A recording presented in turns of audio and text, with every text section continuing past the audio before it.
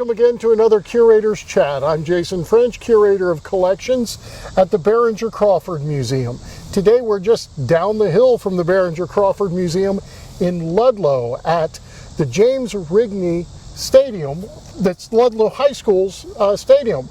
So I brought Mike Borchers, the superintendent here at the high school, to talk a little bit about the history of this stadium, because it's been here a while, right? Yes, it's been around since 1937. It was dedicated on September 12th, 1937, in memory of James Rigney, who passed away in a car accident during that summer. So it was dedicated in the fall, and it's been here 85 years. So we're approaching the 100-year anniversary here coming up, Jason. So we're hoping to keep it in good shape to make it there. That's great. So this football stadium has seen generations of students from Ludlow play ball here. So for the last 85 years, right. and certainly the field you were saying was here before the stadium as well. So close to 100 years or so, there's been football played on this turf right here. Correct. They played back in the 20s, and it was part of the Big Six back then.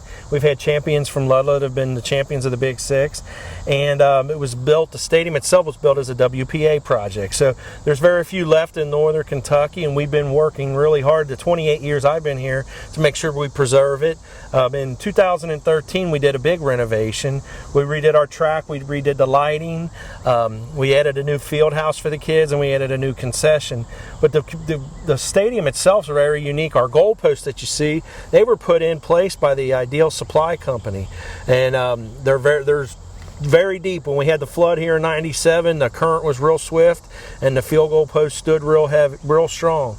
Same thing with our press box. That was a project done in the '70s between the stadium, for the stadium, by the workers here at school and Ideal Supply. So we have a big sense of community here.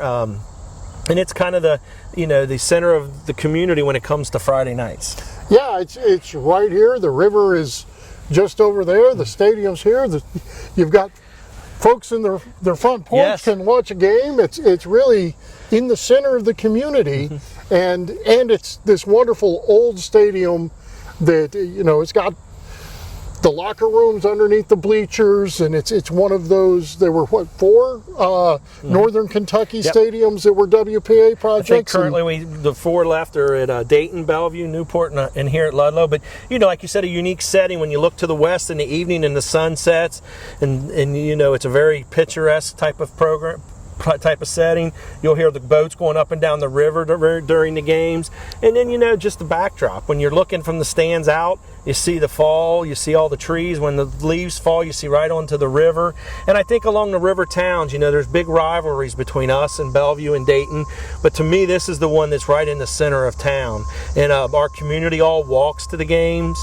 Like you said, we have the porches where families sit and watch the games, and we have people that sit along Victoria Street and watch the games. So it's a very unique community. Another big thing that we have here, we have the homecoming parade that goes through the town, and then the floats come in and they parade around the track on homecoming night, and we award the top float at halftime. So we have a lot of really unique situations here that I don't think very many high schools in northern Kentucky have because of its age and history.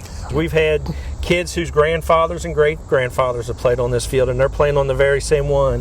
One of the proud points here is it's home of the 1975 state champions, and those guys come back every year to a game, and they talk and reminisce, but it's that same field that our kids are playing on that the state champs played on. So lots of history, and it's very unique to our town.